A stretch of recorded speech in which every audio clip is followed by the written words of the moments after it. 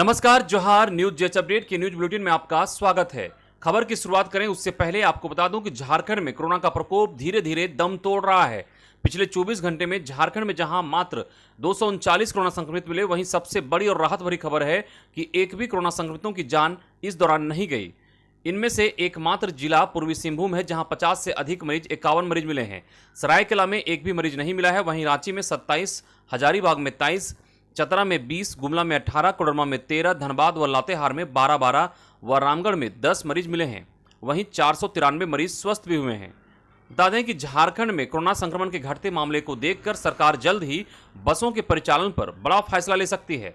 सूत्रों से मिल रही जानकारी के अनुसार उम्मीद है कि 15 या 16 जून को आपदा प्रबंधन प्राधिकार की बैठक में राज्य कोरोना की समीक्षा करते हुए हेमंत सरकार बसों के परिचालन पर बड़ा फैसला ले सकते हैं।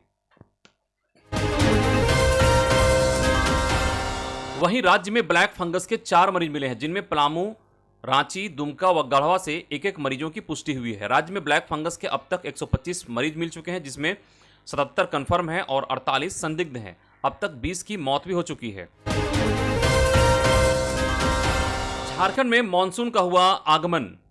शनिवार को साहिबगंज के रास्ते मानसून झारखंड में प्रवेश कर गया। 5 साल में यह पहला मौका है जब राज्य में मानसून समय पर आया है। आमतौर पर मानसून को केरल से झारखंड आने में 12 दिन लगते हैं। केरल में इस बार 3 दिन देरी से आया और 9 दिन में ही झारखंड पहुंच गया। इसने एक साथ संथाल परगना क्षेत्र के 6 जिलों को कवर कर लिया है। मानसून के आगे बढ़ने की स्थिति अनुकूल है, इसलिए अगले 24 घंटे में यह पूरे राज्य में छा जाएगा। अगले 5 दिनों तक राज्य के हर हिस्से में अच्छी बारिश होगी, कहीं कहीं भारी बारिश भी हो सकती है। सूबे के मरीजों के लिए राहत भरी खबर। रिम्स के 6 विभागों के ओपीडी 15 से खुलेंगे। एक विभाग के डॉक्टर 1 घंटे में 10 मरीजों को ही देख पाएंगे। शुरुआत में आई, ईएनटी, स्किन, न्यूरोलॉजी, कार्डियोलॉजी और यूरोलॉजी विभाग शुरू करने का निर्णय लिया गया है। कोरोना की तीसरी लहर को रोकने के लिए 38 घंटे का कंप्लीट लॉकडाउन। कार्रवाई के लिए रैब के 3 कंपनियां सहित 600 जवान तैनात। स्वास्थ्य सेवा में जैसे दवा दुकान, डायग्नोसिस सेंटर, क्लिनिक, अस्पताल खुले रहेंगे। Petrol pump, CNG, LPG outlet पूरी तरह से खुले रहेंगे, जबकि सब्जी, फल, किराना, मिठाई व खाद्य पदार्थ की दुकानें पूरी तरह से बंद रखने का निर्देश दिया गया है। 8वीं और 9वीं के 6.5 लाख बच्चों को मिलेगा साइकिल। इस बार पैसे नहीं, साइकिल खरीदकर देगी सरकार। कल्याण विभाग इस साल 8वीं और 9वीं के SC, ST, पिछड़ा और अल्पसंख्यक वर्ग के 6.5 लाख बच्चों को साइकिल देगा। कोरोना के कारण पिछले साल साइकिल का वितरण नहीं हो पाया था। इस बार कल्याण विभाग ने 2020-21 और 21-22 दोनों साल के लिए साइकिल खरीद के टेंडर की प्रक्रिया शुरू कर दी है। इस बार बच्चों के खाते में डीबीटी के माध्यम से पैसे नहीं दिए जाएंगे, बल्कि आदिवासी कल्याण आयुक्त की देखरेख में साइकिल खरीद होगी। इस पर करीब 122 करोड़ रुपए खर्च होंगे। साइकिल वितरण के लिए प्रखंड और जिला स्तर पर अनुश्रवण समिति का गठन हो चुका है। लाभुक छात्र छात्राओं को आवेदन के साथ अपने आधार कार्ड की फोटोकॉपी देनी होगी। कल्याण विभाग ने ड्रॉप आउट रोकने के लिए वर्ष 2002-2003 में साइकिल वितरण की योजना की शुरुआत की थी। नौकरी की तलाश में भटक रहे झारखंड के युवा बेरोजगार, आखिर इनकी कब सुनेंगे सरकार। झारखंड में लगभग 3 लाख से ज्यादा सरकारी पद खाली हैं। भर्ती के लिए सरकार ने अब तक विज्ञापन नहीं निकाले हैं। युवा नौकरी की तलाश में भटक रहे हैं। नियोजनालय में 7 लाख से अधिक युवाओं ने नौकरी पाने के लिए निबंधन करा रखा है। दोस्तों, इस संबंध में आपकी क्या राय है? कमेंट बॉक्स में अपने विचार को अवश्य रखें।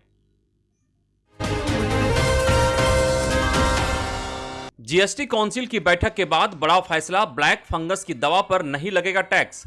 वित्त मंत्री निर्मला सीतारमण ने 44वें जीएसटी परिषद की बैठक की अध्यक्षता की। बैठक में वित्त राज्य मंत्री अनुराग ठाकुर, राज्यों और केंद्र शासित प्रदेशों के वित्त मंत्री व केंद्र और राज्यों के वरिष्ठ अधिकारी भी मौजूद रहे। इस दौरान कोरोना राहत सामग्री पर टैक्स छूट को लेकर कई बड़े फैसले लिए गए। बैठक में वित्त मंत्री सीतारमण ने बताया कि ब्लैक फंगस की दवाओं पर टैक्स खत्म करने का फैसला लिया गया है। इसके अलावा कोरोना से जुड़ी दवाओं और एम्बुलेंस समेत अन्य उपकरणों पर भी टैक्स की दरों में कटौती की गई।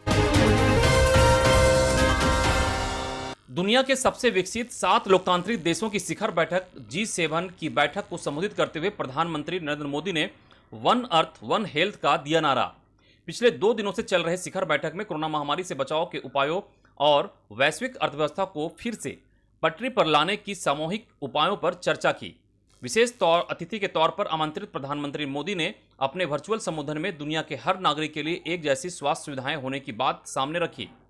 कोरोना काल में प्रधानमंत्री मोदी ने हेल्थ सेक्टर में दुनिया के तमाम देशों के बीच भेदभाव मिटाने की तरफ इशारा किया, जिसका कुछ दूसरे वैश्विक नेताओं ने स्वागत किया। वन अर्थ वन हेल्थ के उनके नारे का जर्मनी के चांसलर एंजेला मार्केल ने समर्थन किया।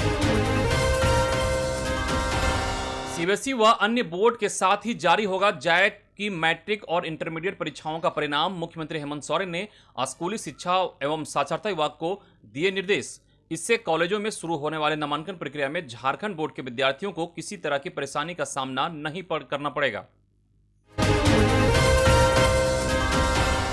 लातेहार में नक्सली नहीं शिकार खेलने जा रहे युवकों से हुई पुलिस की गोलीबारी। लातेहार जिले के गारू थाना क्षेत्र के पीरी जंगल में शनिवार की सुबह गोलीबारी सुरक्षा बलों और माओवादियों के बीच नहीं बल्कि शिकार खेलने निकले युवकों के हथियार बंद टोली और पुलिस के बीच हुई थी। दोनों तरफ से चली इस गोलीबारी में एक ग्रामीण युवक की मौके पर ही मौत हो गई थी और एक अन्य घायल हो गया था। मृतक की पहचान ब्रह्मदेव सिंह 24 वर्षीय के रूप में हुई है। लातेहार एसपी प्रशांत आनंद ने पत्रकारों को बताया कि कुंभ डींग के जंगलों में सीआरपीएफ, कोबरा और झारखंड जगुआर की टीम अलग अलग क्षेत्रों में नक्सलियों के खिलाफ अभियान चला रही थी। इसी दौरान यह घटना घटी। सीएम हेमंत सोरेन से मिले यूनिसेफ के पदाधिकारी, कोरोना संक्रमण से निपटने को दिए कई मेडिकल उपकरण। मुख्यमंत्री कार्यालय की ओर से ट्वीट कर बताया गया कि सीएम हेमंत सोरेन से यूनिसेफ इंडिया के पदाधिकारियों ने मुलाकात की तथा कोरोना वायरस से निपटने हेतु RT-PCR machine, 20 lakh 3 layer surgical mask, 800 oxygen concentrator, 2 walking cooler, 1 walking freezer, 90 ice line refrigerator, 27 deep freezer समेत अन्य उपकरण सौंपा। झारखंड में भारतीय वन सेवा के 18 अधिकारियों का तबादला कर दिया गया है। इसकी अधिसूचना जारी कर दी गई है। इनमें कुछ प्रतीक्षारत भी थे। बता दें कि वाईके दास निदेशक व्याघ्र परियोजना मेदिनीनगर आरसीएफ रांची बने। वहीं अस्मिता पंकज डीएफओ हजारीबाग, सीएएफ राज्य वनरक्षी विज्ञानी रांची भेजे गए। तीसरी लहर की तैयारी। झारखंड में बच्चों को कोरोना से बचाने के लिए सरकारी हॉस्पिटल के डॉक्टर और नर्स को प्राइवेट हॉस्पिटल के डॉक्टर दे रहे हैं ट्रेनिंग। हज को लेकर सऊदी अरब का फैसला। कोरोना के कारण दूसरे मुल्कों के जायरीनों को एंट्री नहीं, 60,000 स्थानीय लोगों को ही इजाजत। मुस्लिमों के पवित्र स्थल मक्का में लगातार दूसरे साल बाहरी मुल्कों के लोगों को एंट्री नहीं मिल पाएगी। सऊदी अरब के प्रेस एजेंसी ने शनिवार को हज एवं उम्रा मंत्रालय का हवाला देते हुए बताया कि कोरोना संक्रमण चलते दूसरे देशों के लोगों को इस बार भी यात्रा की इजाजत नहीं दी जा रही है। सोनू सूद ने कोर्स की किताबें खूंटी भिजवाई। बिरसा कॉलेज प्रबंधन ने भगवान बिरसा मुंडा की परपोती जॉनी की फीस माफ की। भगवान बिरसा मुंडा की परपोती जॉनी मुंडा की सब्जी बेचते तस्वीर और चिट्ठी भास्कर में छपने के बाद देश भर से उसके मदद के लिए लोग आगे आ रहे हैं। पिछले दिनों अभिनेता सोनू सूद ने उसकी पढ़ाई का सारा खर्च उठाने की बात कही थी। जॉनी मुंडा बिरसा कॉलेज खूंटी में मुंडारी भाषा से ऑनर्स की पढ़ाई कर रही है। सेमेस्टर 5 और सेमेस्टर 6 की किताबें खूंटी में उपलब्ध नहीं थी। रांची से दोनों सेमेस्टर में लगने वाली सारी किताबें और कॉपियां सोनू सूद ने खरीदवा कर जॉनी को खूंटी भिजवा दी। वहीं बिरसा कॉलेज प्रबंधन ने जॉनी की सारी फीस माफ कर दी है। 1 जुलाई से नए तरीके से जारी होगा मध्याह्न भोजन के लिए राशि। मध्याह्न भोजन योजना के अंतर्गत राशि की विमुक्ति एवं निधि की उपयोगिता के अनुसरण हेतु नवीन वित्तीय प्रबंधन पद्धति 1 जुलाई 2021 से लागू हो जाएगी। रांची जिला शिक्षा अधीक्षक कमला सिंह ने आदेश जारी कर कहा है कि मध्याह्न भोजन योजना कोषांग अंतर्गत सभी किरणों एजेंसी द्वारा जीरो बैलेंस राशि का एक बैंक खाता संचालित किया जाएगा। सभी एजेंसी सभी मदों की राशि सूद सहित गणना करते हुए 15 जून तक अनिवार्य तौर पर जमा करेंगे और इसकी जानकारी मध्याह्न भोजन कोषांग को देंगे। कोडरमा में ट्रांसपोर्ट कंपनी के मालिक भूपेंद्र सिंह व किराना दुकान संचालक राजू गुप्ता समेत 2 घरों में 1.5 करोड़ की चोरी।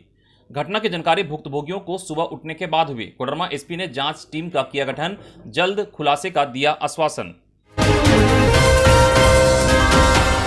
दोस्तों, अगर खबर अच्छी और उपयोगी लगी हो तो हमारे खबर को ज़्यादा से ज़्यादा लाइक करें, साथ ही शेयर करना ना भूलें।